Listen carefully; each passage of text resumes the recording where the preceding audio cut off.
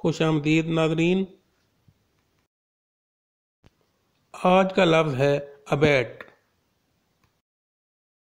जो कि फ़ेल या वर्ब है। अबैट, अबैटेड, अबैटेड, ये इसकी 3 फॉर्म्स हैं।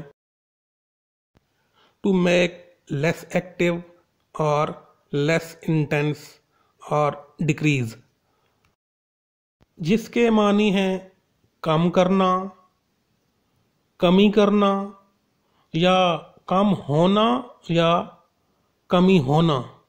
फिर इसी तरह घटाना, मनफी करना या मिन्हा करना, या मध्यम करना या धीमा करना। फिर ये कानून में इस्तिलाह इस्तेमाल होती है हटाना या रफ़ा करना। इस लफ्ज़ के जुमलों की कुछ मिसालें: द स्टॉर्म हैज़ अबैटेड, यानी तूफ़ान की शिद्दत कम हो गई है।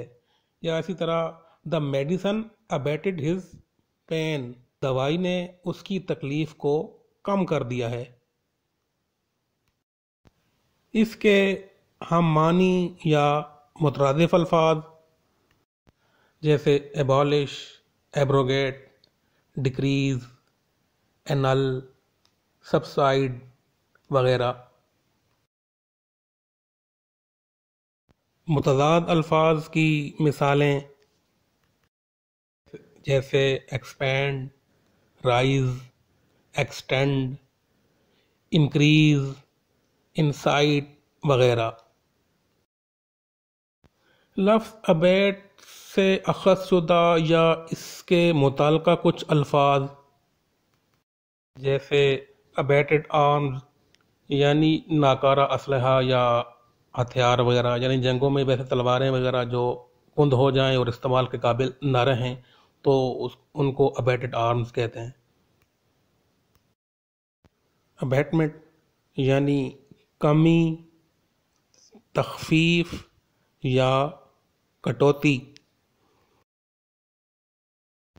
अबैटमेंट क्लॉज ये दरअसल कानूनी इस्तिलाह है जिसका लफ्ज़ी मतलब है बरियत इखलाकी या बरियत अदायगी किराया। मसलन जब कोई बिल्डिंग वगैरह, कोई इमारत, कोई किरायादार किसी मालिक उस इमारत से किराए पे लेता है तो उनके दरमियान एक मुआहदा होता है, लीज एग्रीमेंट होता है। तो उस एग्रीमेंट के अंदर ये क्लॉज, ये शिक शामिल की जाती है, जिसका मतलब है कि अगर किसी कुदरती अमल से वो बिल्डिंग या वो इमारत जो वो किराए पे बंदा किराएदार ले रहा है किसी कुदरती आफत से, मतलब सैलाब वगैरह से, जल्जले से इस्तेमाल के काबिल न रहे, तो जितना अरसा वो नाकाबिल इस्तेमाल रहेगी तो उस अरसे का किराया वो किरायादार अदा करने का पाबंद ना होगा। लेकिन अगर ये शिक उस लीज एग्रीमेंट में अगर ये शिक रखी गई होगी तब, अगर ये शिक मौजूद नहीं है तो फिर इस सूरत में भी किरायादार को किराया देना ज़रूरी होगा। अबैटमेंट ऑफ न्यूसेंस ये भी असल में कानूनी इस्तिलाह है जिसका लफ्ज़ी मतलब है मुज़र या ज़रर रसां शे का ख़ात्मा। मसलन अगर किसी जगह, किसी इलाके में कोई ऐसी चीज़, मसलन फैक्ट्री कोई लगी हुई है जिसका धुआं आबादी को, आसपास को नुकसान दे रहा है, तो इस तरह अदालत उसको हटाने के अहकामात जारी कर, यानी जो मफाद आमा के ख़िलाफ़ हो या आम आवाम पब्लिक की सेहत वगैरह के लिए नुकसानदेह हो तो उसको हटाने के अहकामात देना, उसको हटाना। अबैटमेंट ऑफ एक्शन यानी मनसूखी दावा। अबैटमेंट ऑफ एन्युटी यानी तखफीफ सालियाना या सालाना शरह अदायगी में कमी। ये भी असल में कानूनी इस्तिलाह है जिसका मतलब है कि अगर मिसाल के तौर पे कोई शख्स वफात पा गया है, उसने कोई वसीयत की है कि इतनी रकम की अदायगी सालाना इन वरसा को की जाए, लेकिन वफात के बाद जब देखा गया तो उसकी जो आमदन थी या जायदाद थी वो उतनी नहीं थी कि वो उनको उतनी सालाना अदायगी की जाती, तो फिर उस इसमें कटौती की जाती है, एक शरह लगाई जाती है जो अदालत मुकर्रर करती है। फिर उसी हिसाब से जितनी जायदाद होती है उसी हिसाब से उसको सालाना अदायगी के अहकाम देती है, और जो वसीयत मरने वाले ने की थी उसमें कटौती की जाती है।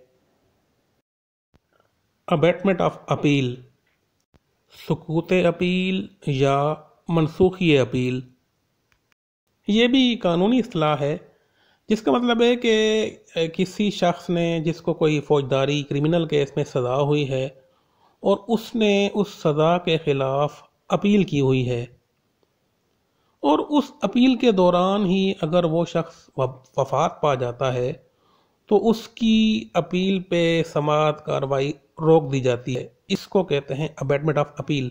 लेकिन ये अपील जारी उसकी वफात के बाद भी रह सकती है अगर उस शख्स के वरसा इस अपील को जारी रखने की दरख्वास्त दें, अदालत से गुजारिश इस्तदा करें। अबेटमेंट ऑफ क्लेम यानी मनसूखी दावा। अबेटमेंट ऑफ टैक्स यानी टैक्स में कमी या छूट। उम्मीद है वीडियो आपको पसंद आई होगी। अपनी राय से भी ज़रूर आगाह करें और चैनल को भी सब्सक्राइब ज़रूर करें। शुक्रिया।